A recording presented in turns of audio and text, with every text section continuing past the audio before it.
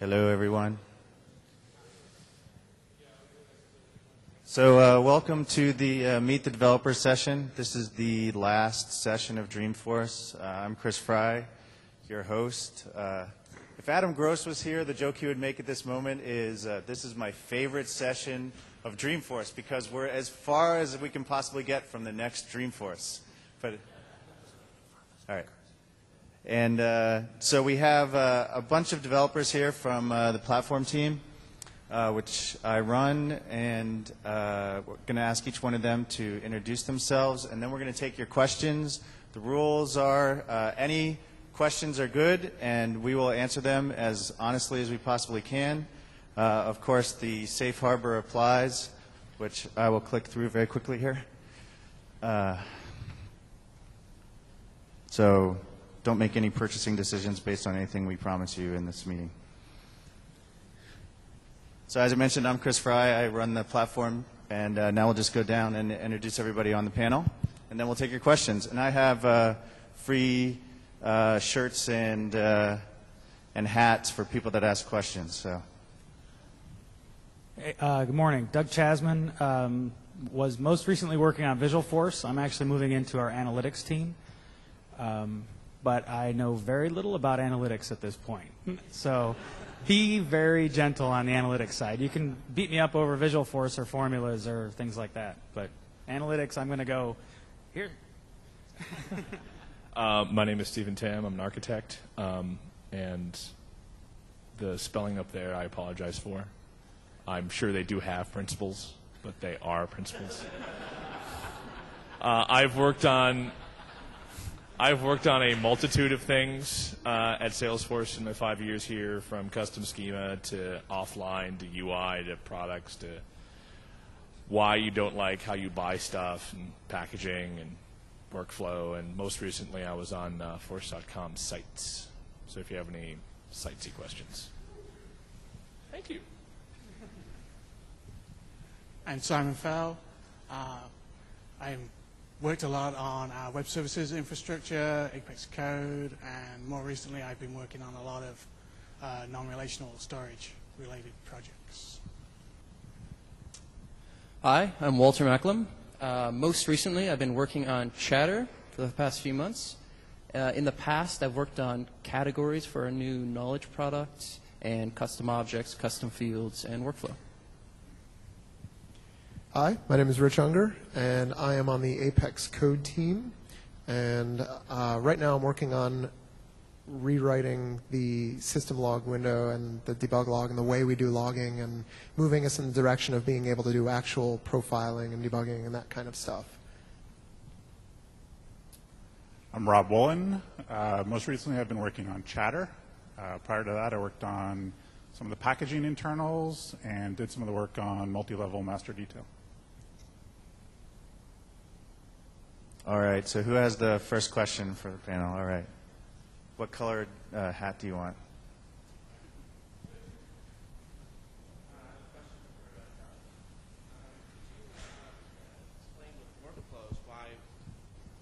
I have a question for Doug. Stephen. If you said workflow, it's going to be me or Walter, but we'll see what happens. I've been trying to use workflows, and I found out that workflows can't trigger other workflows, unlike triggers triggering other triggers. Yes, that would be great. And that's caused me all sorts of problems. I wondered if you could justify that. Great first question. All right, Walter. Oh, all right. I'm not going to justify it, but I will explain why it does what it does. It's a multi-tenant environment, and you have a situation where we were trying to make sure that your workflows didn't take over the system. So A triggers B, triggers C, which triggers A, which triggers B, which triggers C. And so having rules about when that would stop, and you wouldn't end up having one record constantly being in process. When we did the time-based workflow stuff, it makes it very difficult to have it do the right thing. And so as we moved on and concentrated more on the process editor, that's where we're at right now. But That's not justification, it's an explanation. But Did you want to add to that, Walter? Is Raja here? He's outside. It is on the roadmap. We're going to do something about it. Hopefully, when this question is asked next Dreamforce, there will be a better answer. Hi, I'm Gopi. I have two questions, one for Doug and another for Simon Fell. My first question is for Doug. We are developing a component, a visual force page we can attach to any object. It is relevant. It is a standard object or custom object. Getting the object name dynamically, we succeeded in Apex Code, so we are good there. But getting the object name in the Apex page component, that is the component name. There we are not able to get the component name, because if our component want to go generic, that should be the object name we need, that opportunity or account name we need to get dynamically in page tag. So how we can get the component name dynamically in the page tag? We have not succeeded. Right. So I think some of your question is around something I talked about actually at least last year at last Dreamforce that we were working on, which is when you're working with Visualforce today, you've got a static markup language, right? It's works pretty well if you are trying to work with objects that possibly you own. But if you're a partner, ISV, or you're building functionality that's supposed to adjust to a set of arbitrary custom fields, or even more complex, you want something that's going to work with different types of objects, so it can handle a heterogeneous back end. We've got something in the works called Dynamic Visual Force, safe harbor stuff, big time. And actually it goes along with some of the stuff that Alan Ballard, who's right over here, is the lead on, our testing framework. In the last session I was just in, Andrew Waite, one of our PMs, was talking about this. The ability to basically dynamically create components, manipulate them, traverse the component tree using Apex. That type of control is something that we're working on. The first thing you're going to see as it come out is a testing framework, because that's one of the pain points that we know that you have, and actually we have also, to keep our velocity moving forward, is our ability to feel pretty comfortable when we roll out a change that it's going to not have a negative impact to all the customers and partner content. That's the testing framework. So it basically adds into Apex the ability to do things like traverse the component tree, see what's going on, actually get the names of the components, that kind of stuff. I think that may help address what you're talking about. We can talk more about it after this if you want. I'm going to make sure I'm understanding the question, but I don't want to take too much time on that one. Yeah. You had another question? Yeah. Another question for Simon Fell. Basically, I am sending data to some other third-party system based upon the we are sending data to third-party system based upon the Apex limitations.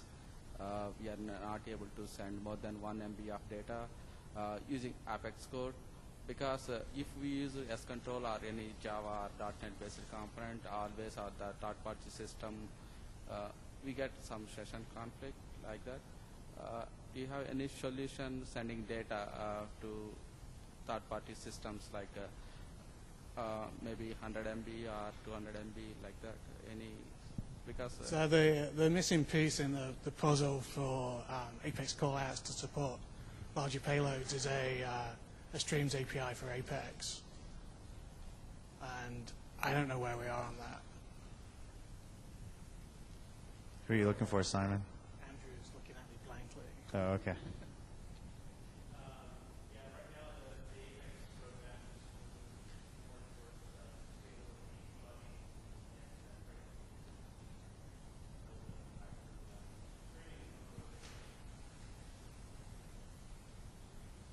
So one potentially messy workaround is to use outbound messaging instead, and have your own listener that then forwards on the larger amounts of data.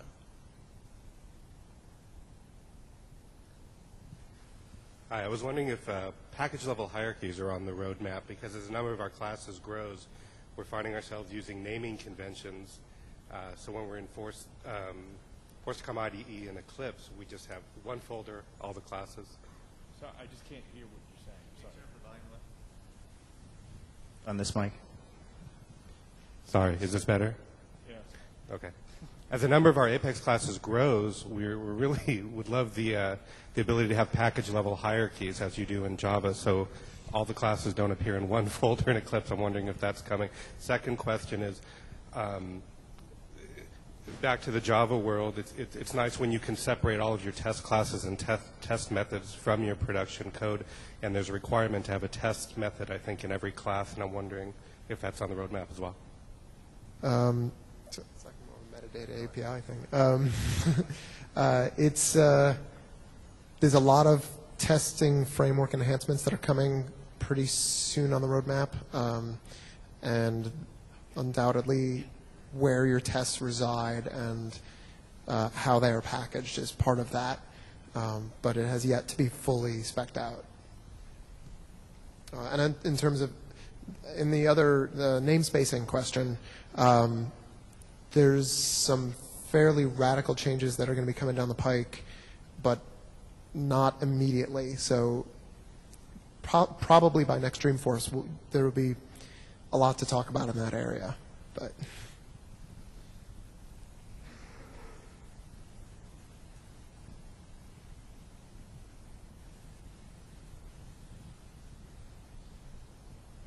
I'm not sure if this is the right forum to be asking this in, but a couple of pain points that we have are roll-up summaries, not being able to pass in dynamic values. Show me the bookings for this current year, for example, and roll-up summaries in various areas. Like I'd love to be able to put them on attachments to say, does this thing have an attachment or not, and how many. Yeah. So roll-up summary fields, as they exist today, are calculated at the time that child records are saved, and we populate that field onto the parent. So what that means is that the formula has to be deterministic, and therefore cannot have any non-deterministic functions in them like this calendar year. Addressing your second question about attachments, roll-up summary fields attachments have polymorphic parents. So we would love to support that, but right now we just can't. We can only support it over a single parent for sharing reasons, things like that. So that would be great functionality to have. Also, calculating it over lookup relationships would be great too, but not today. Sorry. So maybe I'll ask a question to the audience. How many people would like to have multi-level master detail in the product? Rob, could you tell us when that's coming? Sure. It's a very good question, Chris. So multi-level master detail is shipping in spring 10, so about 3 months away for you guys. Hey, okay, clap. Let's hear a clap. Woo! It's been a long road. I think many of us up here have worked on it, so we're very happy to see it go out as well. Yeah, and last year somebody said, you keep saying every year in this Meet the Developers session that it's right around the corner, and we haven't seen it yet. So I'm personally very happy that we were able to get that done. I have a question about Visualforce and sites in particular. Right now I can do page-level caching, but I really want to do component-level caching. So I want to cache bits on my page, not the entire page. Is that going to happen? I am looking at the people here, none of whom are from the sites team. Oh, Brian Zotter's here, I think, somewhere. Yeah, right here. Brian, why don't you talk about that? Oh, there you are. That is something that the product manager is looking at. It's probably under the midterm, long-term roadmap, not short-term. But yeah, it's something that people are asking for. We have a plan for it. It's just, as compared to other things, when it comes to protecting the site, and the sites team is working on some other things more around security and trust. And then once that work is completed, they're going to work on that, which would be one of the next things that's coming up. I didn't know where it was on the roadmap. Maybe. Oh, yeah. Sorry.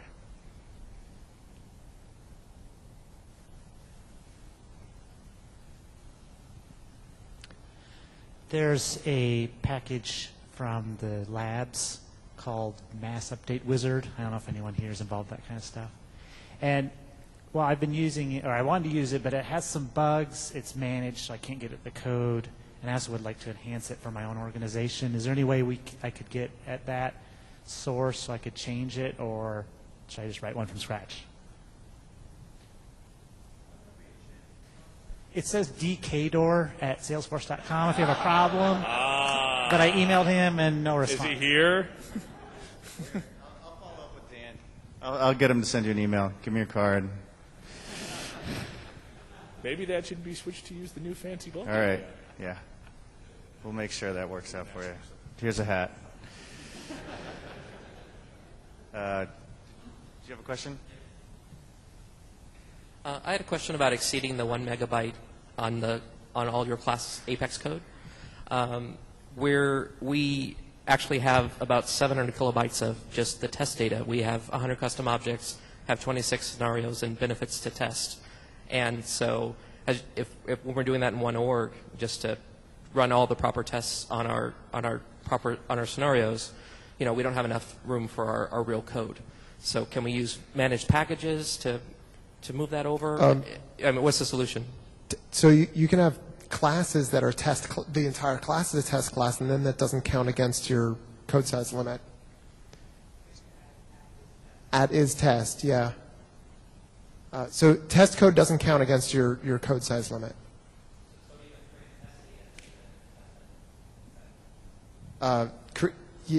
Yeah, as long as it's in a test class, then it doesn't.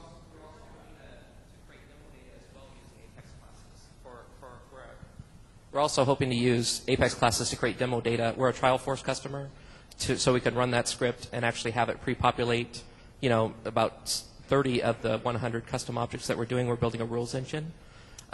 So can a managed package, like when you take a managed package that has that code and you put that in your org, do you allow me to have 1 megabyte in the managed package and 1 megabyte in my own? So is that just for certified, or is that both? Just any managed package? That it's its own bucket.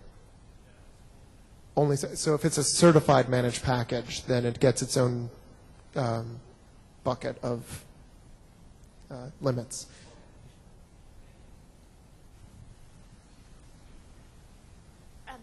I hope I speak articulately on this, but going back to the testing help that you guys are planning, is there any plan to sort of inform people when they're writing test classes of what might be required in an object? Because at least in my situation, I inherited a very, very messy organization, and so there are obscure fields that are required or have validation rules that researching all of that can be very time intensive, and I was wondering if there's going to be any introspection on that where you can sort of be how many potential workflow things can I pull out and know that I need to create if I'm creating a account in a test?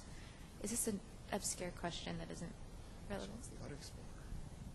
So just so I understand, you're asking for just basically a centralized way for an account or the contact to just get a centralized view of these are the Apex triggers, these are the workflows and validation rules? Kind of the reverse. The custom object has fields that are required or validation rules that an administrator has put up for a certain group, and if I'm writing a test class and I need to create that account, it doesn't count against my coding limits, but I need to sort of create all those accounts that I need to use in my test method. It would be great if there was something that could tell me everything that's going to be that I'm going to have to include in that test object, that fake record. I see. Do you want to be able to inspect that at runtime in your code, or just sort of doing it while you're writing code is fine? Just in the IDE, or I don't know. It may not be helpful for. We could do that. Yes, no reason we couldn't do that's that. a good request. We don't have. I don't believe we have that on the roadmap right now, but that is a good request. Speaking to the mic, please. It's definitely something you want to go to ID Exchange, put something together there, and post it if you haven't already done that. I know we haven't. I haven't heard us push the ID Exchange here today. If we haven't heard of it before, definitely use the ID Exchange. We all look at that. We all look for ideas in our area and try to implement the ones that really make sense.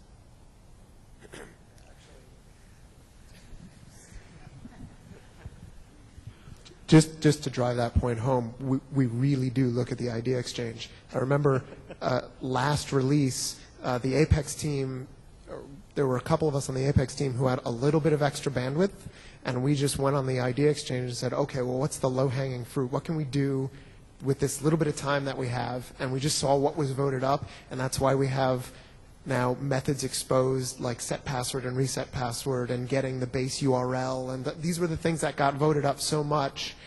And we just said, okay, we've got a little bandwidth, let's just do it. So if it's on the idea exchange and it's voted up, we really, really do look at that. This is more of a general question. As you open out the platform for more broad-based development, is there talk of like adding support for things like dependency injection or REST-based support? Some of the things that you see, again, drawing the parallel, on the Java side, for example. So you're saying dependency injection and, like, would you say REST support? Mm-hmm. There are people talking about these things. We're discussing what would be the biggest bang for the buck. What are the things that would make the biggest difference? So again, idea exchange, because the ones that people are asking for are the ones that we're going to deliver. But yes, we are talking about things like that. REST is definitely something we talk about all the time. Dependency injection, I don't know if we've really thought that through yet. I was talking to Carter about REST last night. He was pretty excited about it. But not dependency injection, right? No, about REST. Yeah. I'm going to take you right back to the idea exchange. One of the most popular requests on there is the so-called universal pick list, or something that we can use across different objects, don't have to define over and over and over again. I'm one of the, people who keep getting these requests all the time. Is that something that we can hope for? It is very high on the product roadmap right now. What does that mean? We have not committed to implementing it, but it is very high. It is the next MLMD. I have a T-shirt for you. How's that? All right. Okay. First of all, I just want to thank you for every idea or enhancement that you guys have actually implemented. It saved us a number of hours, development hours, so just thanks. My question is related to the Visualforce component for related lists. I've noticed recently that some of the standard objects aren't available for use with it, and I'm just wondering why and why it wasn't documented. Case comments, case history, and there's a few others that I'm aware of. There's a number of things that cause it to get kicked out, and whether or not it's supported with that component. Some of them are pretty esoteric internal reasons that wouldn't be hard to make any sense out of them. So, some of the stuff is fairly old and wasn't necessarily implemented using the current frameworks. There's also whether things are layoutable and stuff like this. We have, I don't know what's on with the roadmap right now. Andrew Waite is right here, the PM. I don't know where widening that or getting more parity across all objects is for related lists. Andrew? That isn't extraordinarily high, unfortunately, for this generous person that came out and thanked us right out of the gate. Yeah. But unfortunately, it's not very high. And these things tend to get kicked back to the applications team who own the legacy and the reason why those things are not supported in the platform. And unfortunately, it takes time to go back and clear all those up. And they have domain knowledge in those areas, and we need to leverage that. And so we're a bit beholden to their schedule too. So I apologize for that. T-shirt or hat? All right. I was wondering if in a Visualforce page you would make it available where you could use an enhanced list, and instead of just having to specify some view that's already saved, you could hand it a SOCL statement or a collection and have it run off that instead. That would be incredibly useful. Yeah, that is the kind of thing that's definitely on the roadmap. I don't know. Again, I don't know where we're at on the delivery. I haven't seen it actually assigned to a release, but yeah.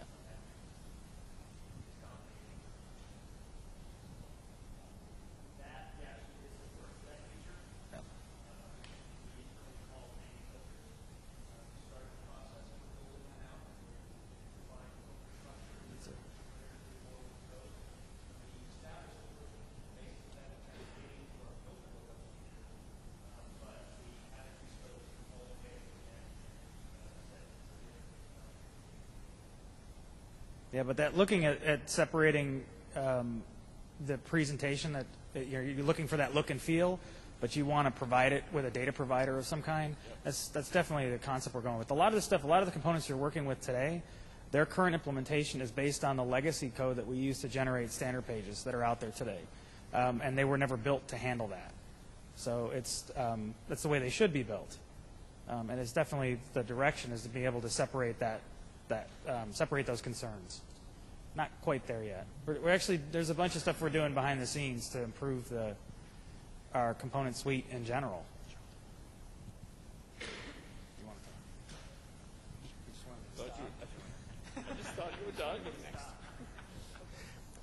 There's a wonderful new feature that was just released in beta, filters on lookup fields. We waited a long time for that, so I want to thank you for providing that. As I understand it, though, it also acts as a validation rule. Now, I'm wondering if that will be a future option so that a filter on a lookup field will act more as a helper rather than an enforced validation rule, because it's a problem for editing existing records for us. We're working on that. Right? Lars just checked it in last night at midnight. There you go. So you should be seeing it in release near you. Yeah. Other questions? Yeah, go ahead. That's fine.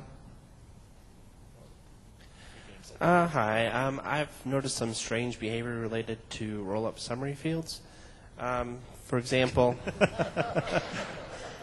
this is going to be a good one. For example, child record gets updated and displays a validation rule error for the master record. And I was wondering if there's a workaround so you can disable the validation rule if it's a roll-up update. And also, I'm not sure about this, if you could confirm that the update from the roll-up summary field, does that kick users out of the master record if they're editing it? So for your first question, it was designed that way so people could specifically put validation rules on the roll-up summary field value. So, if the count on the parent goes above this certain level, you can't save any more children. To get around that, what you could do is use the isChanged formula, or how would that work? No, we don't expose the formula. It's only a filter on RSFs.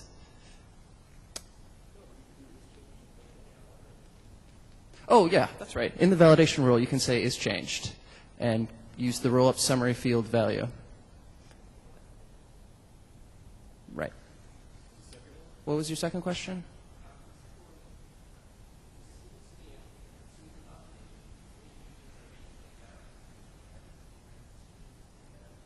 What do you mean by users getting kicked out? Oh, Can you repeat the question, Walter? So, if you have this is more of a general question outside of roll-up summary fields, where if two users are editing the same record at the same time, so one user pulls up the edit page at the same time another user pulls up the edit page, and both of them try to save, you're going to get a collision detection. One user will win, and one user will get that error page. And it's just so users don't step on each other's data.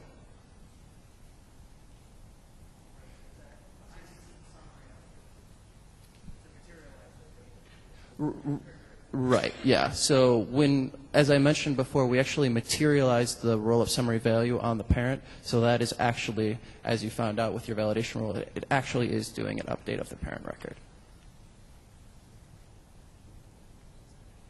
I'll do one over here. For is lookups? Oh, okay. Sorry. Is there going to be a way of like packaging up when you overwrite an action button? Yes. And also, is there going to be a way of like disabling action buttons to show so you don't always have to have the action buttons showing? That I don't know. The ability to package a button override is on some team's near-term roadmap, right? Brian, you have the answer? I'm like, Brian's here. Yeah, Brian has the answer. Here you go. Hold on And a second. the second question was...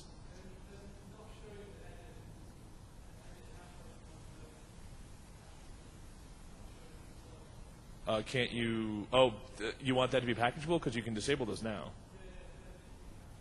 Yeah, that would be part of the same process. Over everything that you see in buttons and links, making that so that you can package that is coming.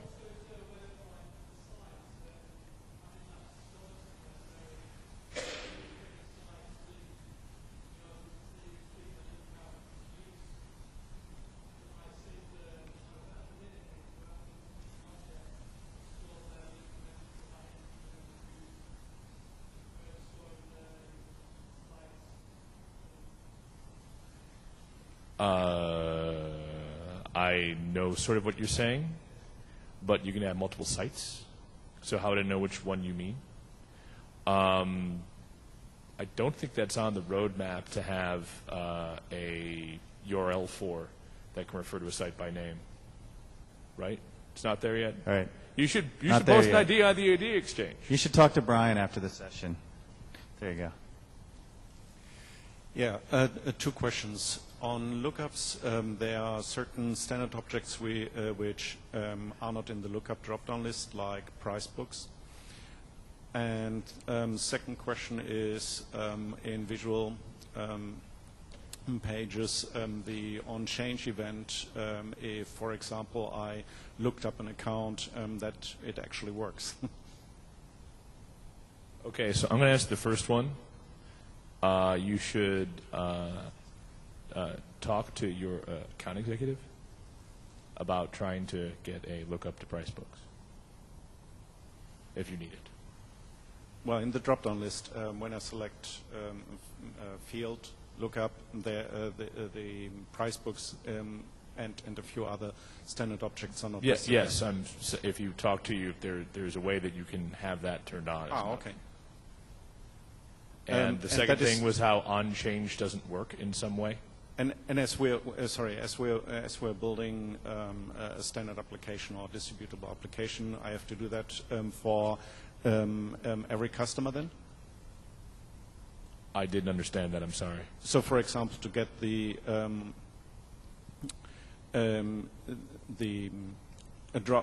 lookup for price books, as we distribute the application, has that to be repeated for every customer who installs that application? No. Okay. If it's enabled for you, it should Oh, work. okay. When it's packaged. Okay. Hi. Second part was if I select an account from not from the job from the standard search box, the on-change event doesn't fire, so to speak. On a lookup?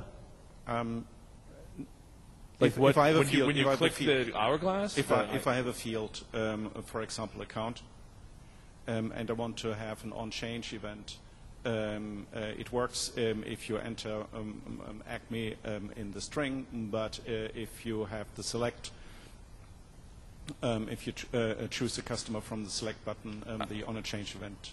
I think the people over here can answer your question afterwards. Second?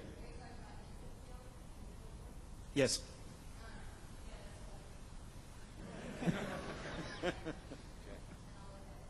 Did you say that was a bug, Jill? All right. She said it was a bug, and she committed to looking at it. So here we go. Can I run, I have two questions. One is I want to run Apex on a workflow. I know I can sort of do it if I modify some fields and then get some triggers to run, but I'd like a much more easy way to do that. And my second question is I'd really love for the metadata API to be exposed in Apex so that I can write code that writes code and do something around that. So the first one, which is having a workflow action, which would be Apex, is on someone's near-term roadmap. Yours? Oh, Raja, here we go. We have a design. We're thinking about it. I don't know when it's going to be released because of where it falls, but we're going to do that. Do you want to comment, Raja? Again, I just cannot comment on a particular release, but that is something we're definitely looking into. Apex that writes Apex.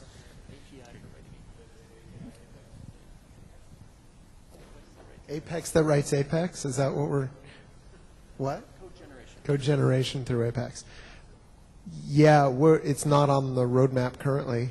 Post an idea, if there isn't one. But right now what we're focused on the Apex team is making the development process less painful. And I see a lot of heads nodding around the room. So I think that our roadmap is pretty good right now.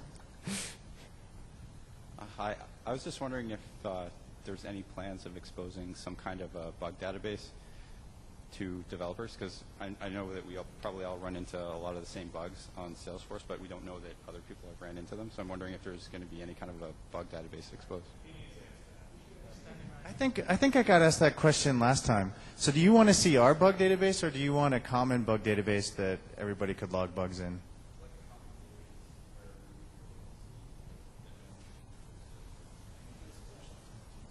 Yeah. Yeah, we don't have any plans to do that right now. Well, one thing is you don't need to wait for us to build it, right? I mean, one example is in the Apple community, the Apple developers have similar sort of issues, and they went off and built their own public bug tracking system called OpenRadar. And so if there's a bunch of you that really want to share your information on known issues, you could build an app in the product to do that. Yeah, and we do have the discussion boards, which a lot of people up there monitor daily and will update based on. Yeah, but I have been asked at least 3 times when I say, "Oh, this is a problem, put it on the Idea Exchange," and what their reply is, and one person was quite blunt about it, is it that you don't understand the difference between an idea and a bug? And my reply was the following. It was like, no, I understand. It's just that when it comes to bugs, there are priorities and severities, and we don't know because of all the filtering that happens, how many people are getting hosed by a particular bug. And so if you have a bug that's an ID exchange, the number of votes it gets is something that we use to figure out whether or not, whether we fix this one first or that one first based on how often it happens or its severity. Now, if you were going to build an open bug database of known Salesforce bugs that was different from the ID exchange, that would be awesome. And it should also include a voting mechanism so that we would know, like the ones that Sun and Netscape and Jira have. So please, we'd love that. I guess the real value of the bug database is being notified when they're actually resolved. Yep. So that we all know, so we don't have to keep checking every release to see if the bug has been resolved. Right, and we would have a link in our bug database to the open one, so that in the same way that we have links to open cases, so that the cases are notified when the bugs are fixed, we can notify you as well. We have this technology I think we just talked about called Chatter, where you could follow that thing and you could build communities around it and stuff. We might be able to do something with that. Go ahead. Yeah. 3 quick things, I promise. One, just to piggyback on that, I didn't realize that there is an update that goes out every week, in fact, right? Through Salesforce, there's At least our patch process. Yeah. It's, frequency is at least that often. And we have the ability to do it much more frequently. that was just news to me. So in reality, like I saw a problem and I found out the next week it was fixed, and so it'd be nice to know when this. But anyway, what I wanted to say two quick things about the App Exchange. One is that we've got an app on there, and the whole the test drive is useless right now because the test drive, as I understand, is a read-only org, and so the whole point of the app is that it clones records. Nobody can test drive it if it can't create records. And then the other thing that I really want to say, and I think it's more directed toward the PMs, I think it's already an idea on the Idea Exchange, so can't tell you to already put it up there because I think it is with the sunsetting of the S controls, I'd like to see a lot more. I'm sure you all are going through all the Salesforce labs that were all S controls. Those all had to be converted. That could be really instructful, useful for other people to see. This is how we did it. We took our S controls and we did this with them, and make more of that the lab stuff available, all the code. There was an earlier comment about how it'd be great to see the open source, share the code for what you're doing. And I wasn't aware that we weren't already blogging about sort of the process of what you can do. Because one of the things is it's not just a straight conversion. If you take S control, an S control's content in a lot of cases, turn it into Visualforce, you're not getting your bang for your buck. Right? S controls are pretty anemic in what their capability sets are, and it can be sort of a garbage in, garbage out. You really want to relook at it, rethink it. And a lot of the stuff that you were forced to do client-side with JavaScript, now is probably there's a more appropriate, higher performing mechanism for doing that in Visualforce. Great reduction in code. Typically we'll take a complex S control, in a lot of cases, can be distilled down to something very simple. So Andrew, are we not really blogging about that? Sort of like here's some recommendations and customer success and that kind of stuff.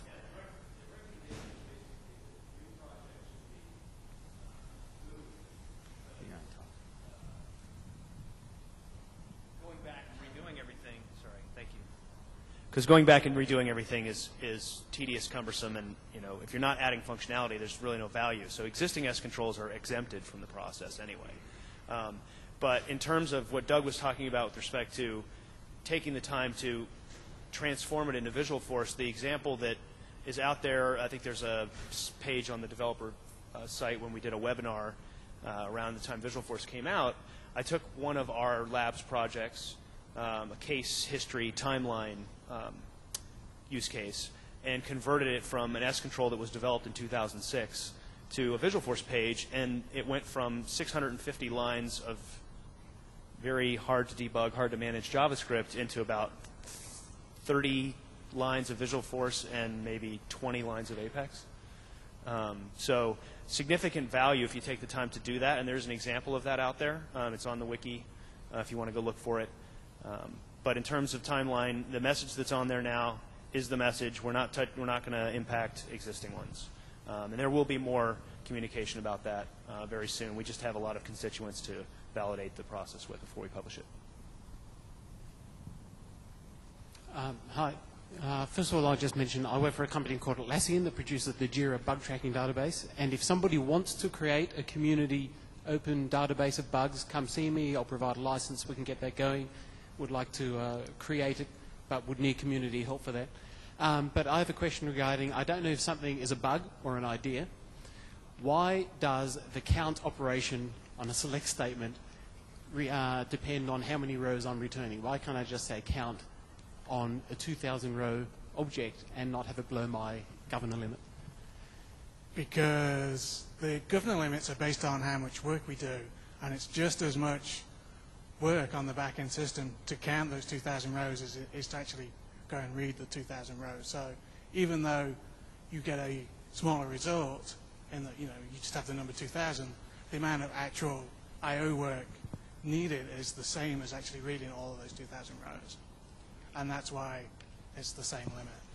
But that being said, as Taggart said in the presentation yesterday, we're going back and looking at, in order to improve the developer experience, how we are going to be doing limits in the future. So having those sorts of hard limits are one of the things that next Dreamforce might change. But Simon's right. Last year we heard a lot about Scrum Force, and how you're using it in particular. And we were wondering if, I don't know if it's out as an App Exchange app or if it's going to be coming out. CA, I believe, is rebuilding Scrumforce as a product, and that was announced yesterday. So, Yeah, they just didn't call it that, but that's when CA did the... Go ahead. The CA thing is Scrumforce. I apologize if this question's been asked already beforehand, but how do we find out what's on the roadmap? How do we know? This is a great place to find out what's on the roadmap. So almost every, I mean, it's sort of funny to tell you this at the end of Dreamforce, but you can go to almost any one of the product manager sessions on an area and find out what they're going to be building. The analytics one's going on right next door. Hold on, go ahead. All right, cool. So next year you can find out what's on the roadmap. Yeah, exactly. Go to the Dreamforce portal after and you can see it. And just a quick question regarding deprecation in managed packages. Is that going to be available at any time at all? Like, we know no one uses that particular field, kick it out.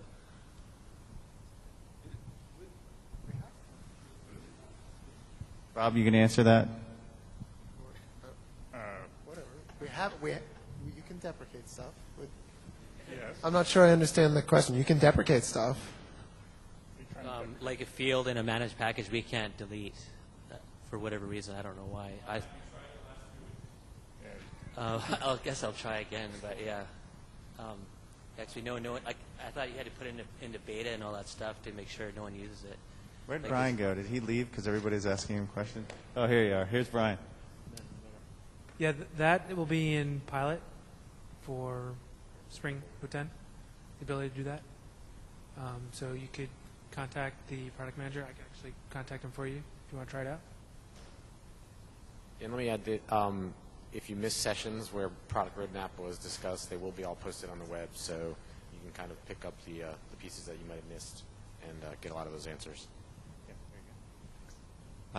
Yeah, my question is about the debug log and the granularity of the stuff that's in there. It seems, I mean, that you can either have just a huge amount of things that aren't interesting to me, or I was wondering if there's any plan to let me say what I want to see in the debug log. To rationalize the filtering of the debug log? Exactly. I am actually working on that right now.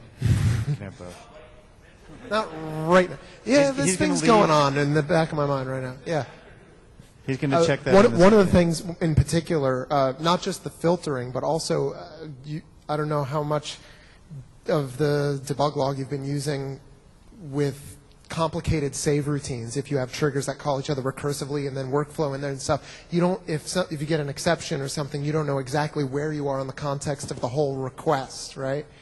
That's fixed. That's going to be in the next release.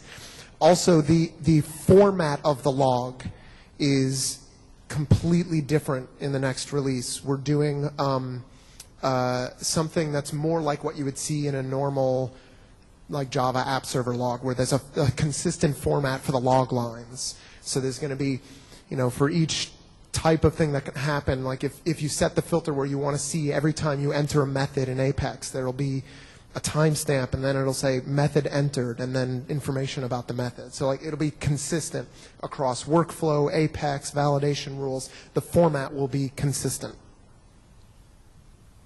Yay. And you'll be able to set filters. Well, I'm not going to promise this for the next release. Maybe, maybe not, because we're nearing the deadline. But we're moving in the direction of being able to set the filters in the monitoring section as well as in the system log window. And the system log window is completely a new UI, and it looks much better, and it's not as hideous. So we are working with a team from Aperio, and the devs there found a governor limit, which we call the 4x4, where you can have 4 active threads, and then 4 more kind of like queued for 5 seconds, and after that, the execution failed. Is this something that will be fully documented? And also, are there plans to increase those limits? Sorry, the reverb is killing me. I'm sorry. To increase which limits? Oh, the concurrent request limit. Yeah, that's definitely something we're looking at. What we're doing is changing it to, right now it's kind of, do you want to explain this one? Because this is, no, okay. All right, so basically you have 4 current simultaneous and 4 waiting per app server, but depending on what we do with node affinity, that could all get blown to hell. So basically, we're re-implementing that request limit, concurrent request limit, as an org limit, and you'll get. I'm blanking on the number, is why it hasn't been settled yet. We can have a certain number of requests per org that are simultaneous, and it's going to be regardless of the app server, and it's going to be consistent. So yeah, sorry that's hard to understand. Yeah, sorry.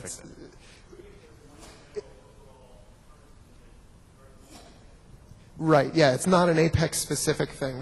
Apex has kind of acted like a gatekeeper on that, but there are other things that can spin a long time, reports and things like that. And we're working towards making it more consistent and more lenient. So you will have more, the limits will be higher than they are now, and they will be more predictable.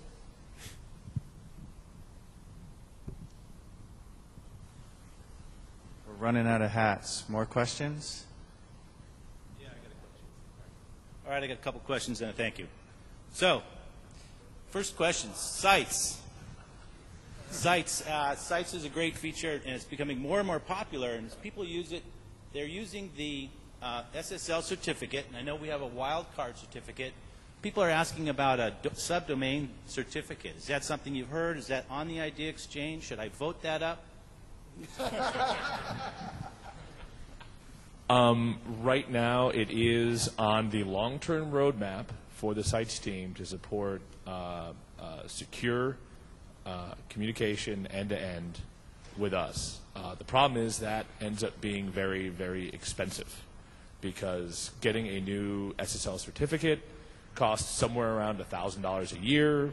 You have to manage it, deal with it when it expires. You have to go through validations and all sorts of stuff. So we're trying to figure out a way where we can work with partners that to support that. But right now, what you have is what you get. Okay, that's fair enough. That's a great answer, and long-term roadmap is good. All right, so Chatter is really exciting. Just trying to get my head around it. I wanted to make sure that will there be a pilot program for that before it's released, and will it be packageable when it's released? So as far as the release of Chatter, we've not committed to the exact rollout format, other than saying it's going to be in 2010. I think you can expect it to be like most releases in that it won't be a big bang event. It will be coming out most likely in a pilot fashion for certain interested customers, and then gradually becoming more and more available to the general population. As far as packaging, what are you looking for exactly? Well, sometimes features come out and we can't put them in a package when they're initially released. So I just wanted to make sure we're thinking about packaging that. So yes, we are. I believe Walter has done some work in the last week or so on this. So yes, that is a V1 feature. And Chatter will be available in all editions, so you'll get that functionality in addition. You wouldn't have to package and put it in there or something like that. Got it. Okay, and then one last thank you.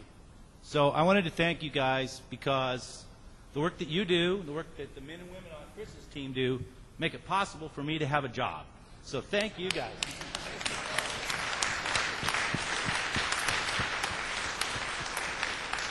Well, and we just want to thank the dev marketing team for running Dreamforce for us and taking our stuff out there and telling everybody what it is and how to use it, because without you guys, we wouldn't have a job either. So thanks, Ron.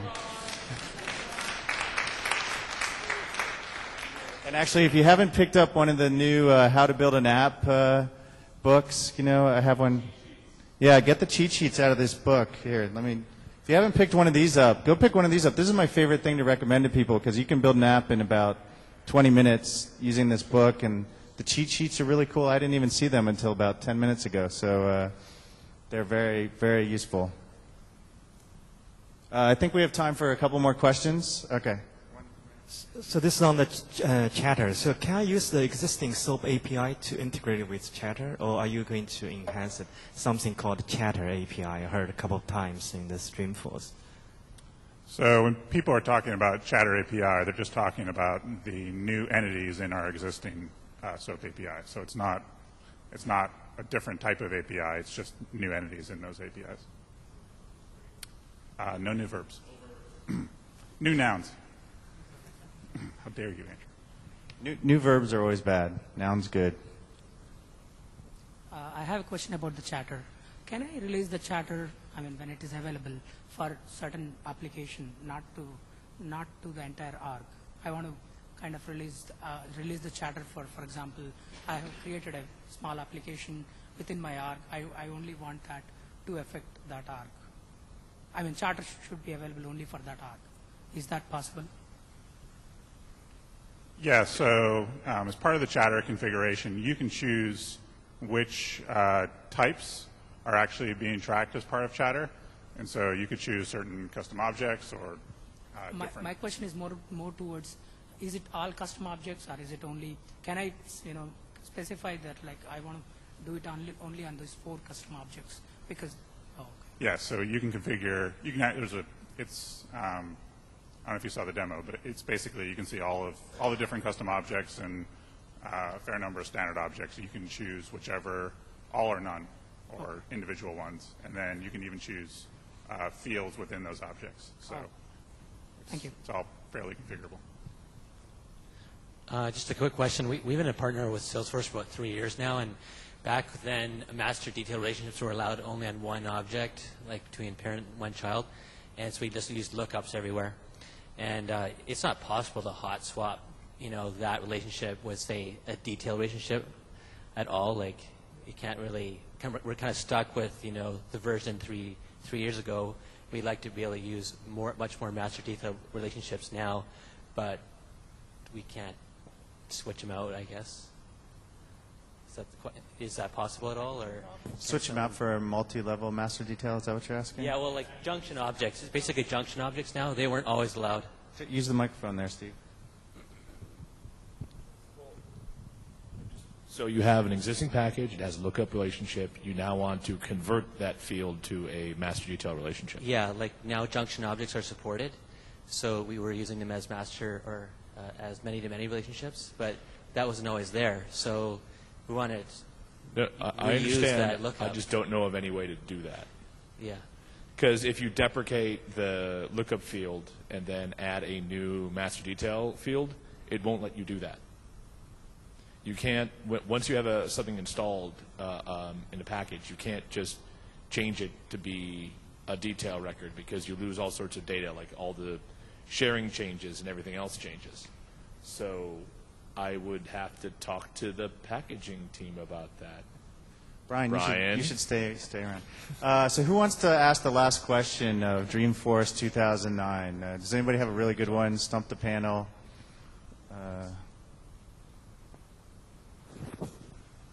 All right here. Stump the panel question. This stumped Tier 2 customer support, so maybe this will stump you. I don't know. We would like to convert a master detail relationship to a lookup relationship. The consequences is any reports based on a report type based on that master detail relationship will no longer work. We cannot even find out which reports depend on that custom report type. Excellent job. They looked stumped. That's an analytics question. And everybody on the analytics team, with the exception of Doug here, is next door. So I'm going to give it to Doug.